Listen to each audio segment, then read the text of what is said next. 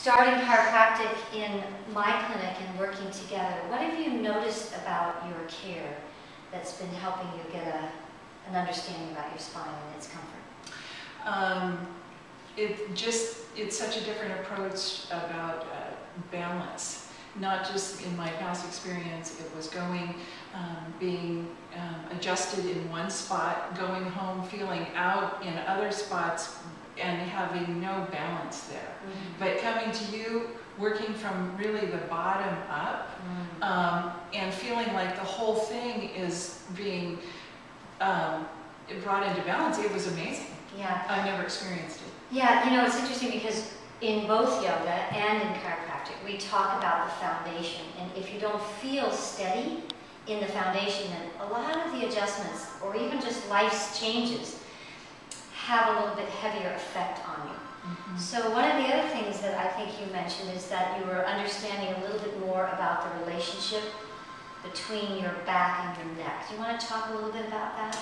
Yes, I have spent probably the last 12 years working on my neck because that's been the focus, and I didn't realize how much. I knew instinctively that it was very connected to my hips and my lower back, because when I felt pain in my neck, I felt it in my right hip also. Nice. But I could never, ignorance is bliss. I didn't know where to go or who to see to try to tie that together. And when you were recommended to me, everything you said to me as we were working came full circle. I've had these gaps in my care and I didn't know how to fix that, and it was like, this makes perfect sense. Good, yeah. And this is a difficulty that we have, not only as practitioners, but as patients, is to get the results understood in the body. So if you have good results of your care, then how do you repeat that so that you feel stable over long periods of time?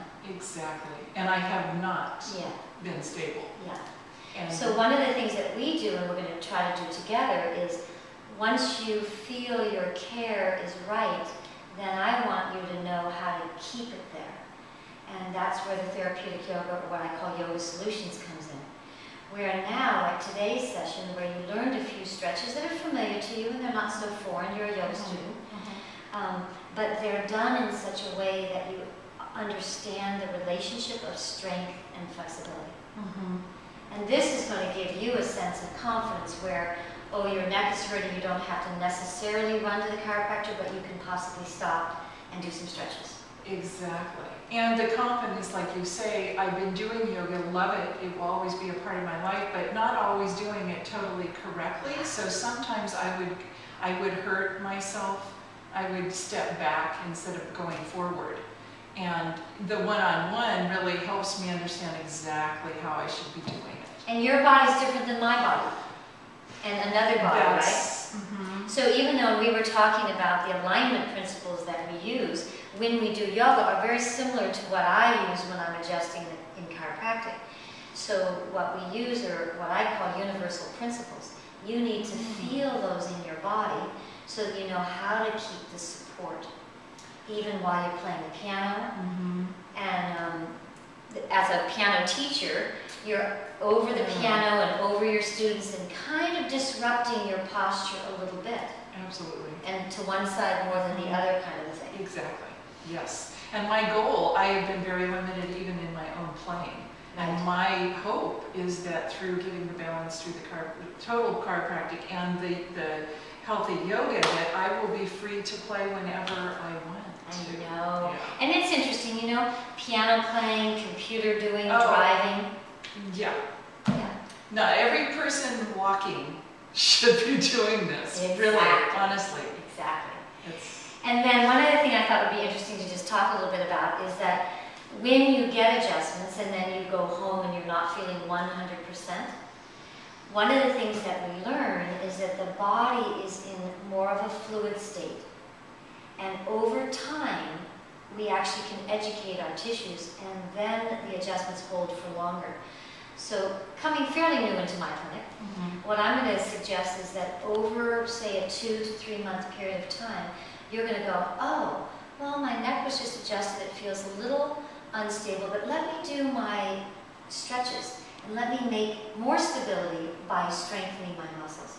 And then soon you're going to say, oh, I was only sore for a little bit after my adjustment time. I did my stretches, and now I feel 100%. See?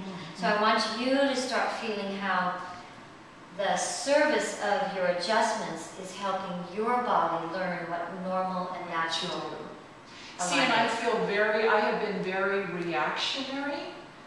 Yeah, you do.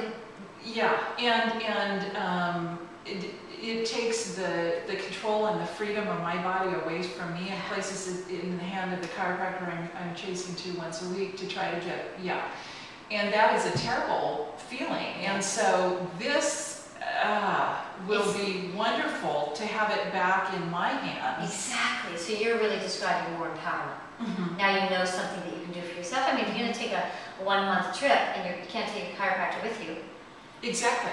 You better find out some things to do. Exactly, and not be living in fear that, oh, halfway through the trip I'll go out and then what?